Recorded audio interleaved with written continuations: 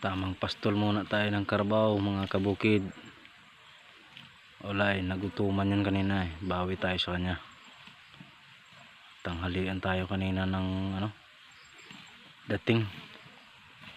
Kawawa naman siya, gutom na gutom, kaya bumabawi ako sa kanya ngayon. Pinapastol ko siya. Yan siya oh. Bali pala yung karabaw natin kabukid, buntis yan. Estimate ko dyan mga December siguro ang anak niyan. Ayan malaki na ang kanyang tiyan. Yan lang ang ating pag-uumpisahan dito. Kapag napaanak natin yan, tubo na tayo dyan. Ganyan talaga ang buhay. Kapag nag-uumpisa pa lang, maayos naman siya kumain, kaya malaking pag-asa natin. Saka medyo maganda-ganda na ang katawan niya ngayon. Hindi tulad dati nung bagong dating sa atin na ang pangalan niyan ay si Payat. Ang pangalan niya nung dating may-ari dahil sobrang payat nga. Hindi nga ako halos kaya. Kapag masakay ako dun sa likod niya, parang matutumba. Pero ngayon, ayan na siya ngayon. Naka-recover na sa awa ng Diyos. Sipag at tiyaga lang sa pagpakain, pag-alaga. Ayan na siya ngayon. Naka-recover na siya. Pinalitan ko na ng pangalan dahil ayaw kong manatili siyang payat. Kaya pinalitan ko na siya ng pangalan. Ang pangalan niya ngayon ay Misilda. Pangalan ngayon yan, babae yan. Ayan isa sa mga pinagkakabalahan natin dito sa bukid, ang pag-alaga ng karabaw. Kapag umaalis ako dito, pag balik ko, yan agad ang pinupuntahan ko rito.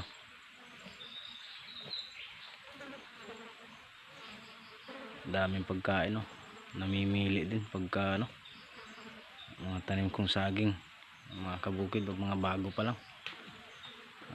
Tanim kong nyug, saging, mga bago pa lang yan. Yung mga nauna na niyog, medyo malaki-laki na. Ayan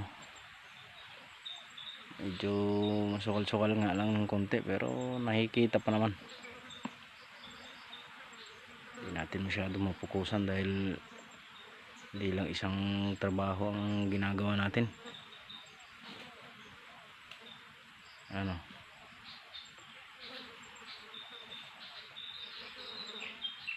Bago pa lang mga saging yan. Mahigit 1 buwan ko pa lang tinanim yan. Pero may mga dahon na. Dahil dito sa amin kabukid, dito sa amin kapag bagong tanim ang saging, pinuputulan ng talbos. Ayan yan, unang dahon niya pa lang yan, pinuputulan ng dulo para makaugat muna siya bago siya dumahon, dahil magagalaw-galaw yung niya, puno. Yun yung mga nauna natin tanim kita niya ba? Ayan ayan, lapit na bumunga yan, magli5 buwan na yan. Yung nauna, ayun sa dulo, malaki na yan, nalilipiran lang.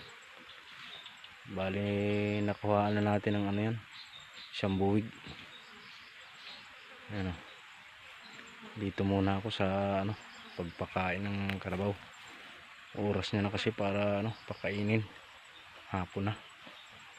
Kapag itatali mo lang, wala, hindi rin siya masyado mabubusog dahil pinipili niya lang yung mga damo.